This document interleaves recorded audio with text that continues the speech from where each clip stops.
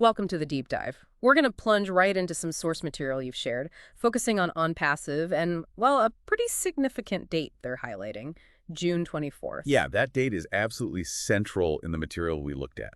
It's presented not just as some launch, but really framed with some, let's say, powerful language. Powerful is right. Things like a destiny checkpoint, even a digital revolution. Exactly.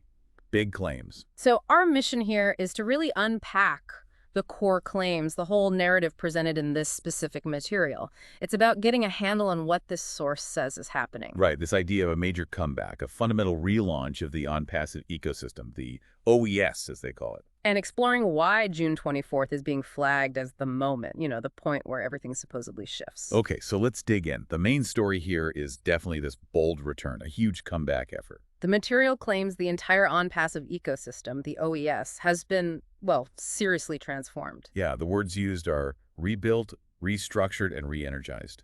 Pretty comprehensive terms. And they're not shy about the scale of it, are they? There's that specific claim, quite striking actually, right near the start. You mean they're 10x stronger a bit? Exactly. That the AI infrastructure and the user incentives are supposedly 10 times stronger now. That's a very specific metric they're using, yeah. Yeah. It's meant to convey just how big these alleged improvements are. And why June 24th?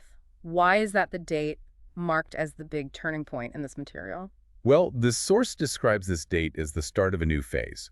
They call it mass momentum. Mass momentum. The idea is that the experience, because of all these supposed upgrades, becomes, well, their word is irresistible. Irresistible. That's quite a claim. And not just for the people already involved, like the founders and affiliates. The source really emphasizes that it becomes irresistible to outsiders, too, people who aren't currently part of it. Okay, irresistible.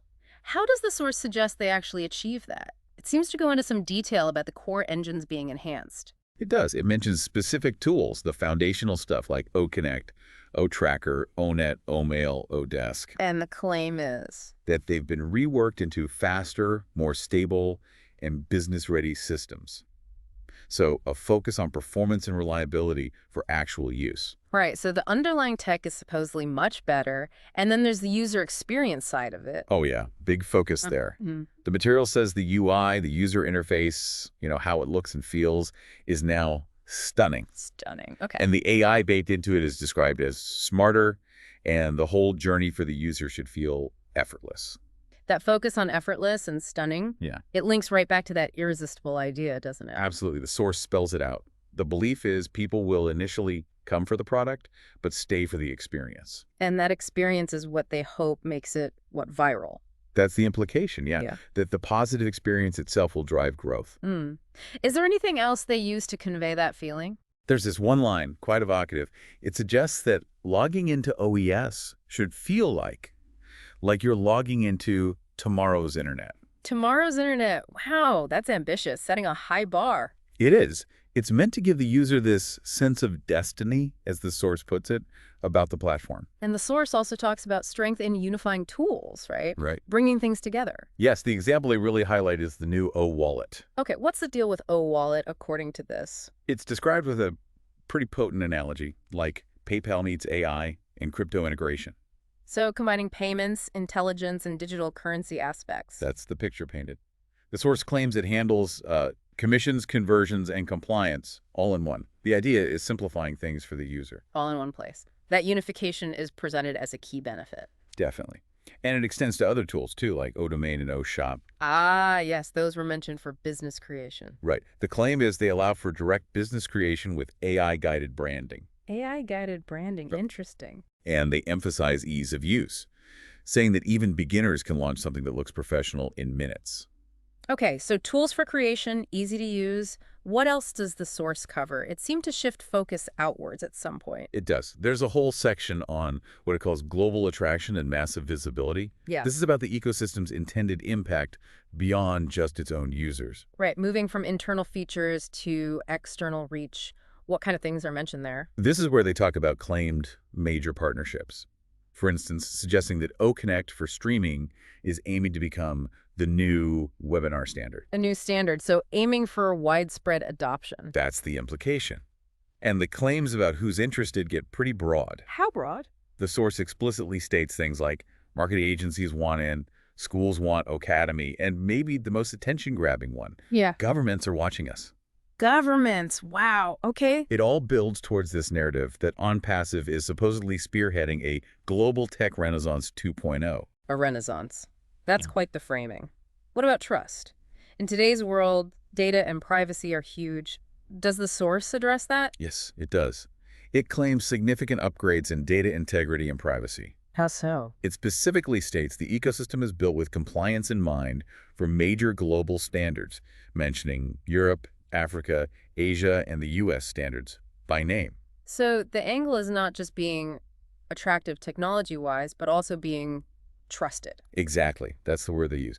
Positioning trust as a core pillar alongside the features. Interesting. Now, the source also talked about the founders, didn't it? Their specific role in all this. It did, yeah. Yeah. They're given a really prominent role in this relaunch narrative, described as the first beneficiaries. First beneficiaries in what way? In several key areas, according to the source. Getting the initial commission drops, being part of the testing phases, and getting access to early OES premium upgrades. So early access and financial benefits. Right. And the source frames this preferential treatment as the mechanism that turns founders into natural brand ambassadors. They experience the benefits first, so they promote it. Okay, that makes sense within their model. That positions them as key to the expansion plans laid out here. Precisely. And that leads into the next big section in the material, which is about the new revenue model and passive opportunities. Ah, the money side of things. What's the core message there?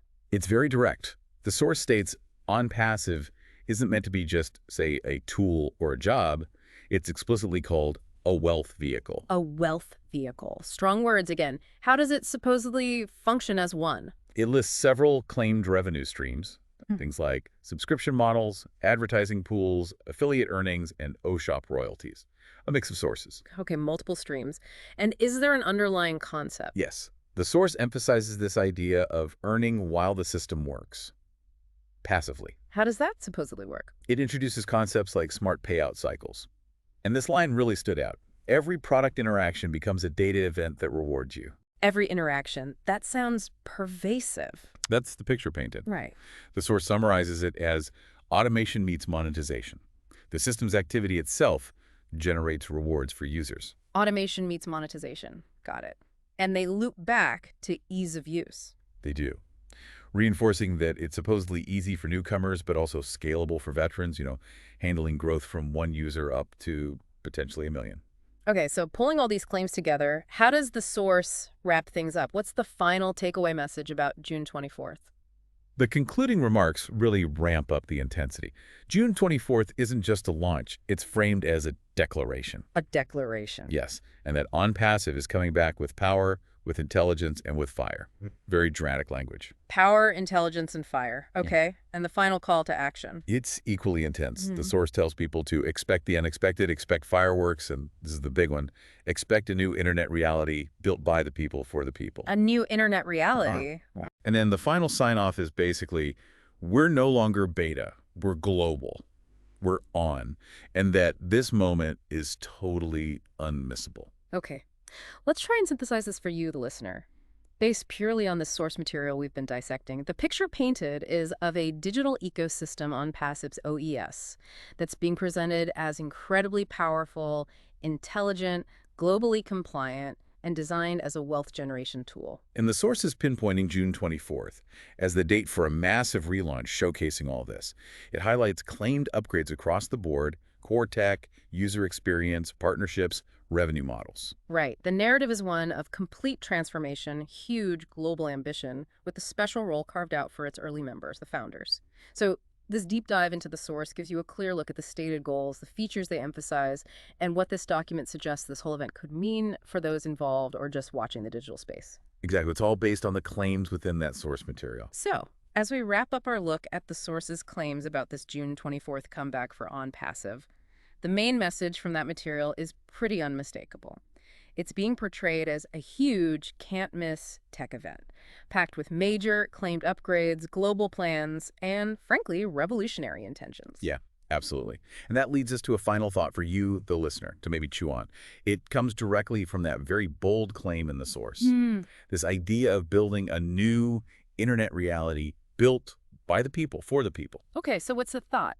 Well, Given the scale of that vision, and considering the specific mechanisms described in the source, things like that integrated O-wallet handling money and compliance, the AI helping build businesses in O-shop, this whole automation meets monetization idea where interactions supposedly reward you. Right, those specific claims. What might the actual practical day-to-day implications of an ecosystem like that be? For you, or just for the wider digital world? If, and it's a big if based on the source, these claims were to fully come true. What would it really look like in practice? Exactly. Which specific parts of this huge vision laid out in the source document resonate the most with you? And, perhaps more importantly, which aspects raise more questions in your mind about feasibility or how it would all genuinely function? Interesting points to ponder. Thank you for joining us as we took this deep dive into the source material you shared with us. Yes. Thanks for tuning in. It's not just about introducing a new economic model, but also about acknowledging and respecting the existing cultural fabric. Understanding the local context, the traditions, the beliefs, the social structures is crucial for any initiative to be successful and sustainable. Yeah, it's more than just transactions. Right. It's about integration. Exactly. And towards the end, the video kind of shifts back to future development. Okay. Mentioning an upcoming business initiative and inviting interested individuals to join an email list for updates. The CEO's emphasis on paying attention to what's coming, seems to signal that this is an ongoing journey. Exactly. It creates a sense of anticipation and suggests that the themes we've discussed are not static, but part of an evolving vision. Yeah. And as the video draws to a close, the underlying philosophy that has been woven throughout really comes into sharp focus. Yeah, this recurring emphasis on community mutual support and the shared journey towards success really stands out. It's clear that this isn't just about individual achievements happening in isolation. It's about collective progress. And Mr. Ash Mufare's commitment to uplifting others, even with the capacity for independent success, speaks volumes about the core values driving this. It does. It reinforces the idea of a mission that extends far beyond personal enrichment. Right. It really brings home the central message, the importance of being part of something bigger, something that contributes to a greater good, rather than solely focusing on monetary rewards. It's about purpose-driven engagement. And ultimately, the video seems to reflect on the enduring impact and the legacy being built by those who have been involved from the beginning. Right. It suggests that the true measure of success lies in the positive change they collectively bring about. It's about making a lasting difference. So as we wrap up this deep dive, Yes. we've explored these really interconnected themes.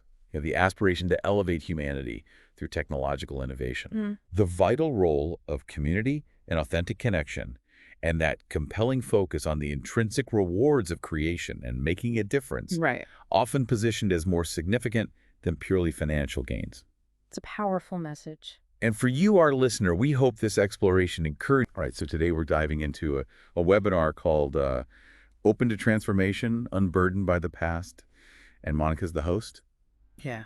And, right off the bat, it's like, yeah, okay, I get that. To really move forward, you got to let go of the things holding you back. Yeah. No, absolutely. It's really interesting how she frames it, though. Like, it's not just about identifying what to leave behind, but like actively moving towards something better. Right. Like embracing the future. And she's really big on the idea of community support in that process, too. That's a good point. Yeah.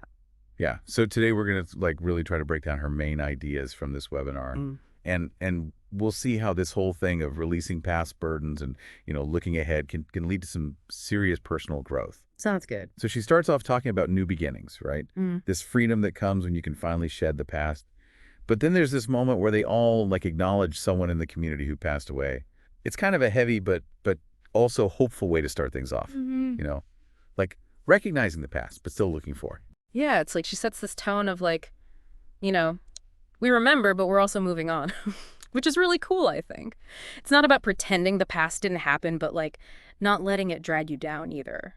You know what I mean? Yeah, totally. Yeah. So then the big question is okay, how do you actually do that?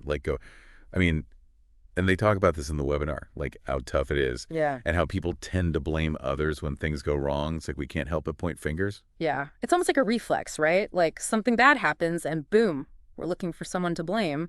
But recognizing that that's a thing, that we do that. That's going to be the first step to breaking free from it. Why do you think we're so quick to blame, though? What's up with that? It's a good question. Maybe it's like we're trying to make sense of things, Yeah. like to create a story in our heads where we understand why something happened. But, she's saying that getting stuck on that blame game can actually stop us from moving on. Exactly. Like it keeps you trapped in the past. Yep. Right. So then she shifts gears and starts talking about focus and positivity. This idea that you can only really be empowered when you let go of all that baggage from the past. It's like, imagine your attention is a spotlight, Hmm. right? Every minute you're dwelling on regrets is a minute that spotlight isn't shining on the path ahead. That's a really cool way to think about it. And she actually says flat out, what we focus on expands. Mm. So like if you're always replaying those negative experiences in your mind, you're just making them bigger. Right. It's like a vicious cycle. But when you start focusing on the good stuff, the positive experiences, that's when you start to change things from the inside out. And that's when positive change, it becomes less of a like me and more of a like, oh yeah, this is happening.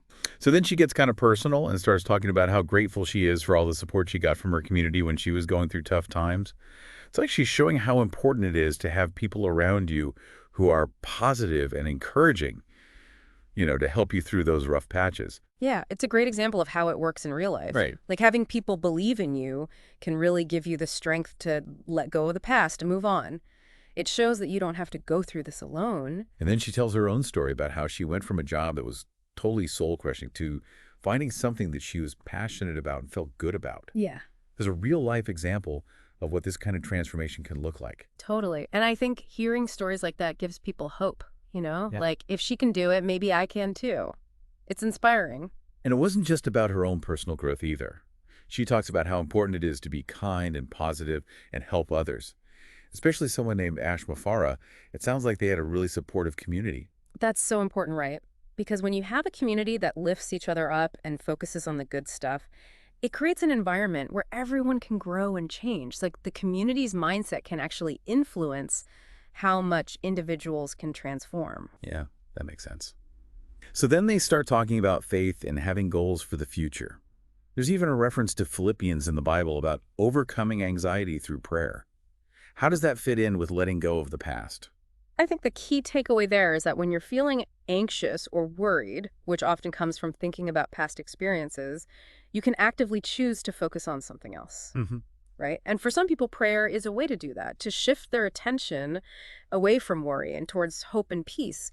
It's about taking control of your thoughts. And she really stresses that it's important to let go of past failures and distractions if you want to have a healthier mindset. It's not about erasing the past, but about not letting it control you. Exactly. You can learn from your mistakes without letting them define who you are or what you're capable of, But it's easy to get hung up on those past missteps and let them hold you back from living in the present and going after your dreams.